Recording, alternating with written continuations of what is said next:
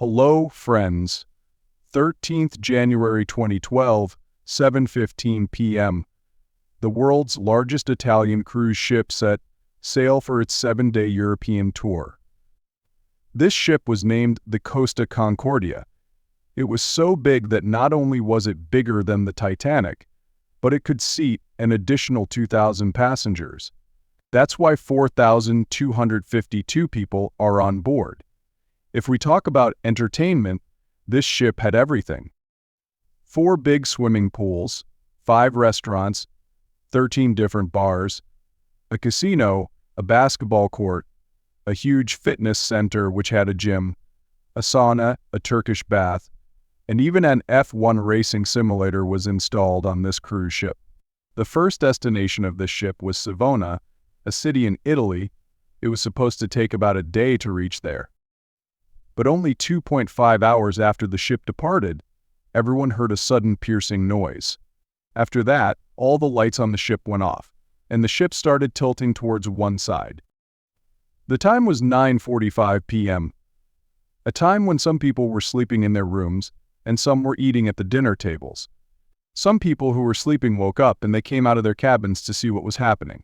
Meanwhile, the plates of the people sitting at the dinner table started sliding down the side of the table. Passengers were told via intercom that there was an electrical failure on the ship, but the fact was that the engine of the ship had failed. The captain of the ship was hiding this fact from the people. After a while, the ship started tilting to the other side. By then, the passengers somewhat realized that this was not an ordinary electrical failure. People were worried that this was another incident similar to Titanic's. Coincidentally, the Titanic accident happened exactly 100 years ago in 1912. And now, when this ship had an electrical failure, the famous Titanic theme song was playing in the dining hall of this ship, My Heart Will Go On. Slowly, the ship started tilting more. It tilted to the right side and the lower rooms were being filled with water. By then, people had realized that the ship was going to sink. But why were the passengers not being informed properly? Why was the ship's captain so quiet? This ship was operated by an Italian company called Costa Concordia. Initially, this company operated only cargo ships. But in 1948, they launched their Costa lines.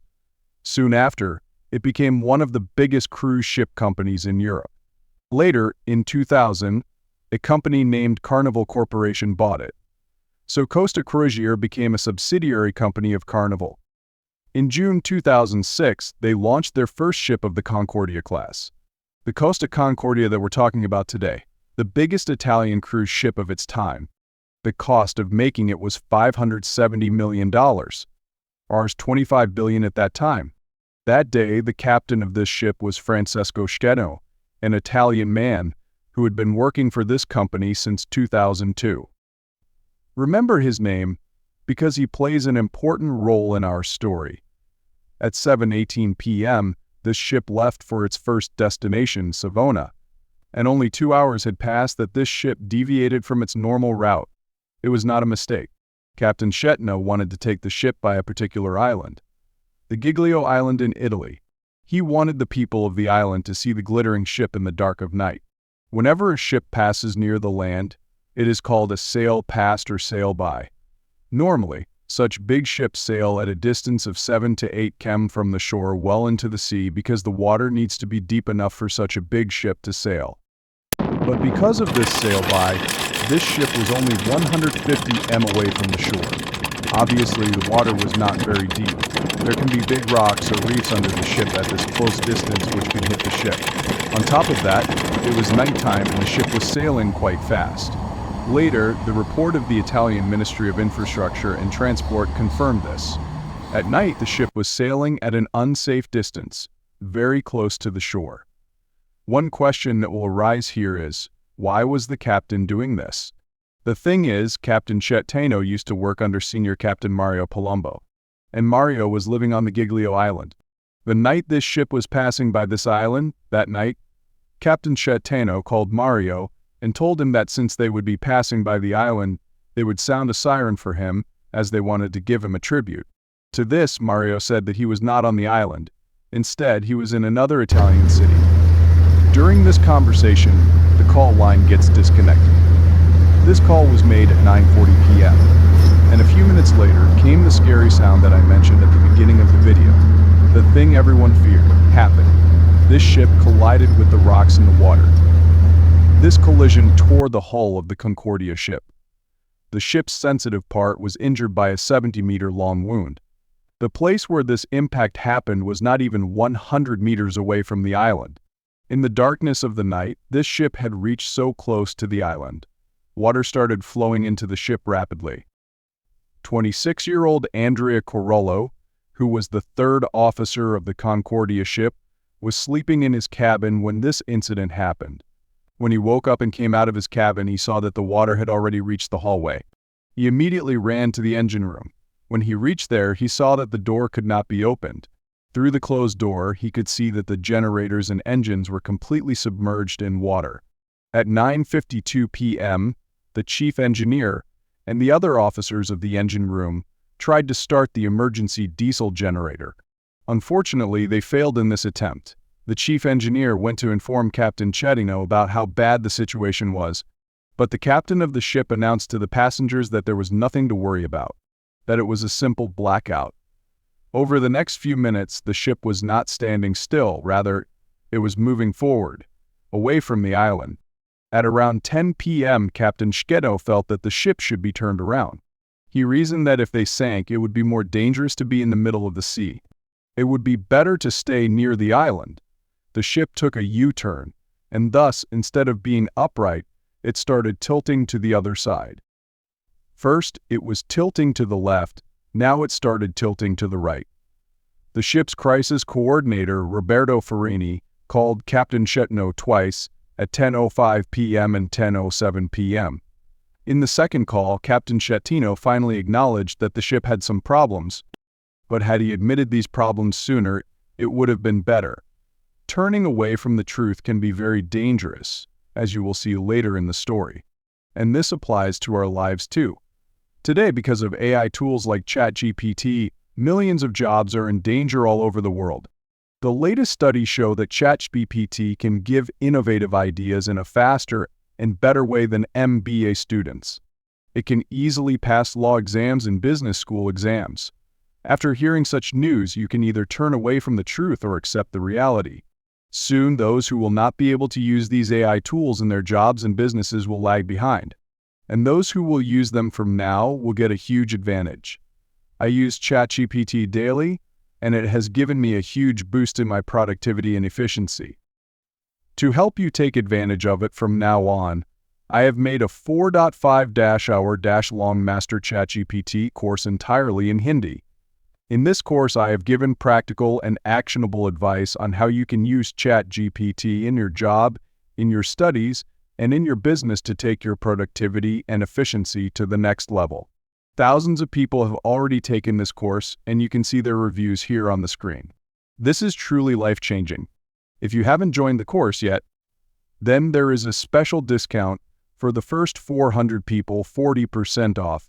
If you use coupon code CON40, you can find the link to the course in the description below, or you can scan this QR code as well. Now, if we get back to our topic, Captain Schettino did admit his mistake, but follows it with another act of stupidity. He tried to cover up his mistakes. He claimed that the blackout caused the accident. He reverses the timeline. In reality, the accident caused the blackout. In the meanwhile, some distressed passengers tried to call the local police. At 10:12 p.m., the Italian Coast Guard called the ship's captain, asking him what was happening on the ship, and informing him that passengers of the ship were contacting them. On the other hand, the captain said that nothing devastating had happened, they simply had a blackout. He told them not to worry. When this was said, half an hour had already passed since the collision.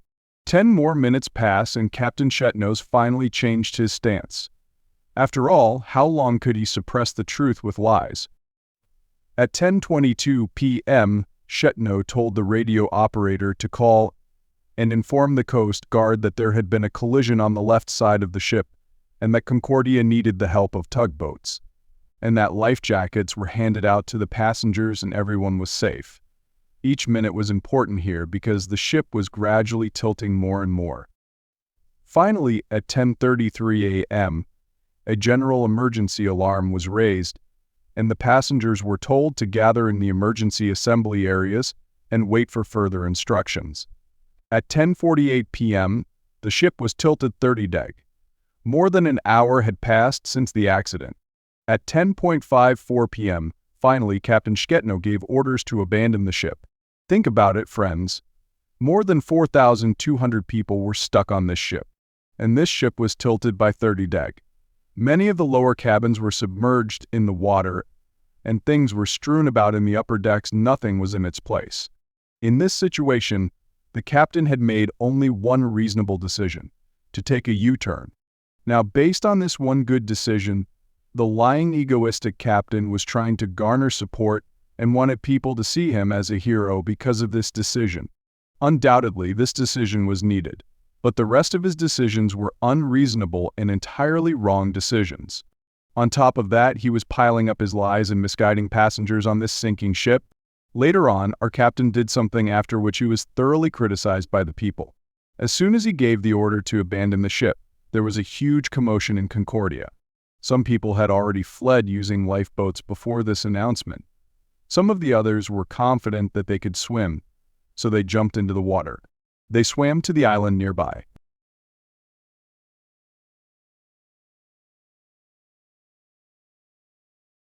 But after the signal by the captain, chaos ensued. The mob of passengers ran towards the lifeboats. People pushed and shoved one another to get to the lifeboats. One good thing was that, fed up by Captain Schettino's behavior, some of the crew members were already rebelling against the captain. 10 to 15 minutes before his order, the passengers were taken out of their cabins and put into the lifeboats. A steward came over to us because the key card wasn't working, and told us, "Take your coat, take your life jacket." In the darkness of the night, the ship was slowly falling to the right. A 40 deg tilt, a 50 deg tilt. By this point, the passengers whose cabins were on the right side had reached the surface level of the sea, so they could easily jump into the water and head towards the island. But the problem was for those who were on the other side of the ship. In a tilted ship, how could they find the way out? In the midst of all this, an Indian staff member was also present. Karnaatha Ramashena, the only woman in the 11-member security staff of Concordia. She later stated how language barriers started to emerge. Most of the passengers on the cruise ship were Italian, but many of the crew members did not know Italian. On top of that, another problem was that most of the crew members were not trained for such emergency situations. They were just service staff. Despite all these problems, some crew members were truly heroes. Karnatha personally seated a blind woman on a lifeboat. 2 other members lifted wheelchair-bound passengers on their shoulders and seated them on the lifeboats. That night, another Indian crew member was present on the ship. Russell Rebello, he was working as a waiter. Before Captain Schettino's order, he was helping the passengers to get on the lifeboats. He kept helping passengers on the sinking ship till the last moment, but unfortunately, Russell was among those who couldn't save themselves during this evacuation. We don't know what happened to him exactly, but he drowned while helping the passengers, this we know for sure. Indian waiter Russell Rebello is said to have died after giving up his own life jacket to save one passenger and helping others into lifeboats. On the other hand, there were people like Captain Schettino who, instead of helping the passengers, abandoned the ship at the earliest and went towards the island. Italian cruise ship captain apparently ran for lifeboat and got off the wreck, while his crew and passengers were still on board fighting for their lives. Yup, you heard that right. The same captain who tried to cover it up with lies wasted an hour before telling the truth to the passengers, and as soon as he made the announcement, within some minutes, at 11:19 p.m., he was among the first crew members to abandon the ship. Giglio Island is like a small village. Not many people live there. This island has a population of only 700 people. But that night when the incident happened, some people came out of their homes to see what was happening. As soon as the deputy mayor of this island, Mario Pellegrini, came to know that a ship was sinking, despite being a civilian, he went to the ship to help the people. Without thinking for a minute, he jumped into the lifeboat and went into the sea to help the people. He said that when the ship had completely fallen to the right side, wells of water were being formed inside the ship, people were trapped in these. He arranged for a rope and used the rope to rescue the people trapped in the well. In this early stage of evacuation, around 2,500 to 3,300 people had safely reached the island. At 11:38 p.m., around 400 people were still trapped in the ship. The Italian Coast Guard helicopters and fire and rescue services boats had also arrived to help people. They saved a few hundred people from underwater, but they didn't know how many more people were still trapped in the ship. At 12:42 a.m., the Coast Guard commander, Captain Gregorio De Falco, called Captain Schettino. We have the actual recording of this call. Listen. In his anger, he told Schettino directly that as the captain, he should go back on the ship. He ordered Schettino to go back and find out about the passengers still on board. He told Schettino that he shouldn't have left his passengers and ran away. Schettino started making excuses and saying that he couldn't go back. Despite all of this, Captain Schettino did not go back. This is why people started calling him Captain Coward later. On one hand, some brave crew members and the Italian Coast Guard team kept helping people all night. Schettino sat at a safe distance and watched it play out. When the sun rose the next morning, and the ship could be seen properly, people realized the magnitude of the incident. Look at these photos taken in the morning. Exactly where this collision happened, you can see that part too. The sheer size of the collision.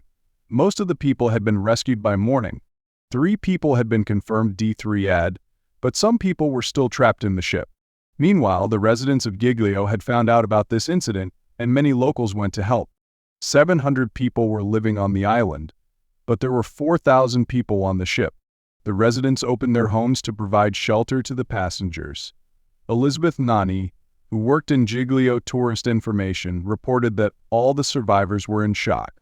Some people were suffering from hypothermia because the water was very cold, but everyone was desperate and was trying to locate their family members and friends. Schools, churches, and canteens on this island were opened so that the survivors could get a roof over their heads. They were also given blankets and dry clothes, but on the other hand, the rescue operation was still going on. It would last for the next 2-2.5 weeks. The Italian Navy, Coast Guard, Fire and Rescue Service, everyone had to get involved. Rescue divers were also needed because the people who were still trapped were not able to open the cabin doors. The water pressure on the other side was so high that they remained trapped inside the cabin. On 14th January, a South Korean couple was rescued who were trapped inside their cabin like this. Most of the people who were K wailed in this incident because of this. Trapped inside their cabin, they drowned. Had they been informed on time, their lives could also have been saved. A total of 32 people died in this accident. The next problem was to remove fuel from the sunken ship and to rescue the ship so that it would not remain lying there. When the engineers analyzed the ship, it was declared a constructive total loss. This meant that there was no chance of saving it. This ship could not be used again. The only option was to disassemble it and sell its scrap metal. First of all, the ship contained around 1.9 million liters of fuel. It was a fully loaded ship. It had just started sailing. That's why the fuel tank was full. To extract fuel, an oil barrier was built around the ship. On 12 February 2012, the oil removal process began. Since it was wintertime, another problem was that a lot of fuel was in a semi-solid state, so it was necessary to reheat it before extracting it. After heating it, another tanker ship was used and all the oil was transferred from one vessel to the other with a pump. This process lasted more than a month. This process continued till 24th March. Now, the next thing was to set the ship upright, and to relocate it was an engineering project. A steel structure was built in the water so that the ship could be raised once again. Work on this started a year later, in April 2013. After this, huge boxes were placed on the upper side of the ship. Water was filled in these boxes to make them heavier. Ropes and cables were then used to pull these boxes as weights. These watertight boxes are called caissons. 15 such caissons were installed in total. On 16 September 2013, the actual process of straightening the Concordia began. It took 19 hours to do this. You can see how this was done. By using pulling machines, steel structures, and caissons. The next step was to make the ship float on water. For this, more boxes were used. Caissons were installed on the other side, as well. After that, water was drained out from the caissons, which caused the caissons to float. And as the caissons started floating, the entire ship started floating with them. A sound usually used to warn led out to shout success. 500 divers, technicians, engineers, and biologists were involved in this process. 19 months had passed since the accident, and the cost of rescuing this ship alone was $799 million. To take this ship to the port, another ship was used to tow it. This was done in July 2014. Till then, the total cost of this operation had reached $1.2 billion. But the company still had more such expenses to bear.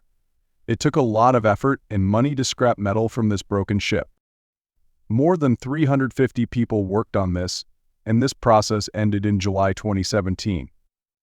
But after rescuing people, a steady stream of legal cases had begun. Finally, this company returned the price of each surviving passenger's ticket and paid an additional €11,000 as compensation. This is around $1 million per passenger. Apart from this, the families of the deceased passengers were paid an undisclosed amount. The total cost of this disaster for this company was $2 billion. But you must be wondering what happened to the captain of the ship. The guy who was the sole reason behind this incident lied to his passengers and didn't give them timely information, and when the ship started sinking, he abandoned the ship first and ran away. Even after the incident, Captain Schettino's habit of lying didn't go away. When the case was being tried in court, he told the court that when the ship was at an angle of 60°-70°, his foot slipped, and he fell into a lifeboat. And he, apparently, fell in a peculiar way that he was shipped off. Obviously, no one found this argument believable. The judge did not believe this at all. In 2017, Captain Schettino was charged with manslaughter, and he was sentenced to 16 years in jail. Moving forward, some more interesting facts about Schettino were revealed. Mario Palumbo, whom I had talked about at the beginning of the video, who was the senior captain in 2003, Schettino worked under him. Palumbo revealed that Schettino had always been a liar. He said that in many cases, instead of admitting his mistakes, Schettino preferred to lie. That night, it was a matter of chance that there was another ship's captain was on board the Concordia, Roberto Boscio. He was the captain of the Costa Serena, but that night he was on Concordia. But unlike Schettino, he didn't flee the ship. He kept helping people till the end. And in fact, even before Schettino's official announcement, he had already started evacuating the people. Later, he said, only a disgraceful man would have left all those passengers on board. It was the most horrible experience of my life, a tragedy, a heart-itch that I will always carry with me forever. I don't call me a hero. I just did my duty. A captain's duty. Actually, this should be the duty of all humans. Along with the captain, 5 people were arrested, especially the high-ranking officers on the ship that night. Each of them was sentenced to 2 years, because the biggest mistake was made by Captain Schettino. Today, 11 years after this incident, Schettino is serving his sentence in jail. And if you learn anything from this story, it is this. Never give the captaincy of your ship to a lying coward who doesn't know how to admit his mistakes. Leaders who never admit to their mistakes and lie to hide their mistakes can be extremely dangerous. If you like this video, you will also like this video. Another story of an incident that happened on an aeroplane where the passengers showed a lot of bravery. You can click here to watch about the Andes disaster. Thank you very much.